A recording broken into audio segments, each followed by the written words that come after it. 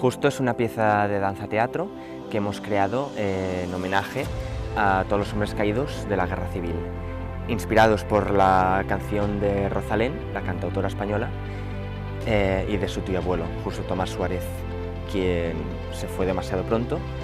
y a través de la danza hemos investigado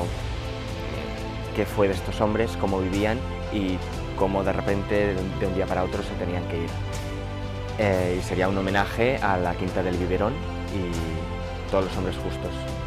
Justo nació con una versión de 15 minutos que se creó para ir al Microteatro de Barcelona hace ya un año,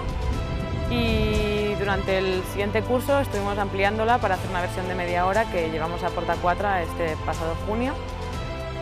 y el proyecto es alargar la pieza hasta una duración de 1 hora con previsión de poder ser programada en diferentes teatros de Barcelona.